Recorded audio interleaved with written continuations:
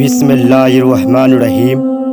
اللہ تعالیٰ کے نام سے شروع جو بڑا مہربان اور نہایت رحم کرنے والا ہے۔ ناظرین گرامی، آج کی ہماری اس ویڈیو کا موضوع ہے ہر دور کا انسان ماضی، حال اور مستقبل جاننے کے لیے بے چین رہا ہے۔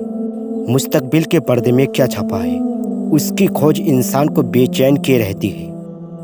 یہ کہانی بھی ایک ایسی ہی بادشاہ کی ہے جو گزرے ہوئے ہزاروں سال کے بارے میں جاننا چاہتا تھا۔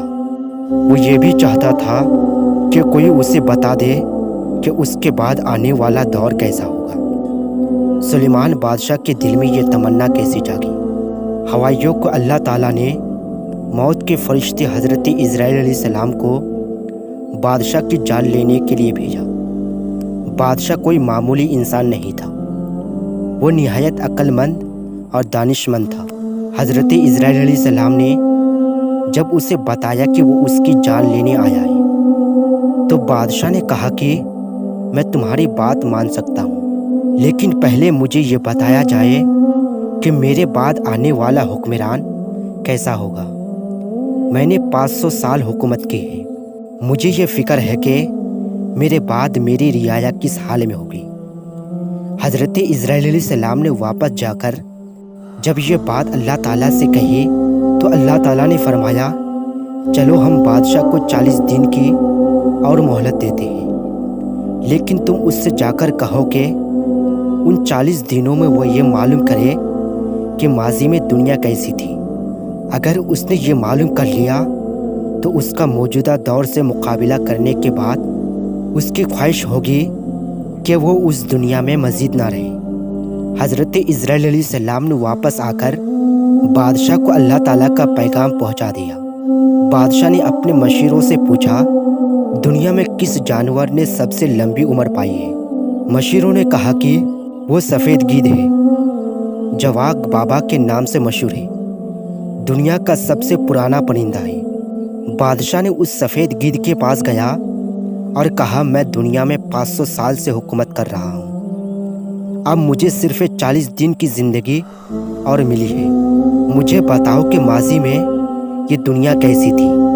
گیدڑ نے کہا، میری عمر تو صرف 1500 سال ہے، بہتر ہے کہ تم اس پہاڑ کی دوسری جانب رہنے والے میرے بھائی سے مل لو جو 2000 سال سے زندہ ہے۔ بادشاہ پہاڑی کی دوسری طرف جا کر اس بوڑھے گیدڑ سے ملا۔ گیدڑ نے کہا، میں تمہیں اپنے تجربات بتاتا ہوں۔ ہمارے علاقے میں ایک دفعہ بہت شدید برف باری ہوئی، کھانے پینے کی تمام چیزیں برف کے نیچے دب گئیں، مجھے کئی دن تک کھانے کو کچھ نہ ملا تو بھوک سے میں نے نڈھال ہو گیا۔ خوراک کی تلاش میں ادھر ادھر پھر رہا تھا، مجھے ایک سونے کا مینار نظر آیا، میں نے مینار کے اوپر بیٹھ گیا۔ میری نظر مینار سے نیچے پڑی تو دیکھا لوگ نماز پڑھنے میں مصروف ہیں۔ پہلے قطار میں سفید داڑھیوں والے لوگ بیٹھے ہیں، دوسری قطار میں جو لوگ تھے ان کی داڑھیاں کالی تھیں اور سب سے پچھلے والے قالین شیعوں تھے۔ نماز ختم ہونے کے بعد جب چند لوگ نے دیکھا کہ میں اوپر نڈھال پڑا ہوں تو ایک بزرگ نے کہا کہ یہ پرندہ بھوک سے مر رہا ہے، چلو ایک بیل ذبح کرتے ہیں اور اس کو کھانے کو کچھ دیتے ہیں۔ ان نیک لوگوں نے ایسا ہی کیا، میں نے خوب پیٹ بھر کر کھایا اور میرے جسم میں توانائی آ گئی۔ 100 سال بعد پھر ایک مرتبہ ایسا ہی ہوا، شدید سردی اور برف باری کی وجہ سے مجھے کچھ نہیں ملا۔ میں پھر مسجد کے ایک مینار پر جا بیٹھا، یہ مینار چاندی کا تھا اور اس مسجد میں بھی لوگ نماز ادا کر رہے تھے۔ میں نے دیکھا کہ یہاں پہلی قطار میں کالی داڑھیوں والے تھے، ان کے پیچھے سفید داڑھی والے تھے اور آخر میں وہ لوگ تھے جن کی داڑھیاں نہیں تھیں۔ ایک بار پھر پہلے کی طرح ہوا، نمازیوں نے جب مجھے بھوک سے نڈھال دیکھا تو انہوں نے کہا کہ چلو ایک بھیڑ ذبح کر کے اس کو کھانے کو کچھ دیتے ہیں۔ انہوں نے ایسا ہی کیا، میں نے پیٹ بھر کر کھانا کھایا اور پھر اپنے گھر کی طرف چلا گیا۔ اس واقعے کے بعد پھر جب 100 سال اور گزرے تو ایک بار پھر برف کا طوفان آیا، مجھے کئی دن تک کھانے کو کچھ نہیں ملا تھا۔ میں نے سوچا کیوں نہ کسی مسجد کے مینار پر جا بیٹھوں، اس طرح پیٹ بھرنے کا سامان تو ہی ہو جائے گا۔ اس بار جب میں مسجد کے مینار پر جا کر بیٹھا تو مجھے پتہ چلا کہ یہ مینار نہ تو سونے کا ہے نہ چاندی کا، بلکہ یہ تو تانبے کا بنا ہوا ہے۔ اب جو لوگ مسجد میں نماز پڑھ رہے تھے ان میں سے بغیر داڑھی والے سب سے آگے تھے، اس کے پیچھے سیاہ داڑھی والے تھے اور سب سے پیچھے سفید داڑھی والے کو جگہ ملی تھی۔ میں اب بھی پر امید تھا کہ شاید کھانے کو کچھ مل جائے گا۔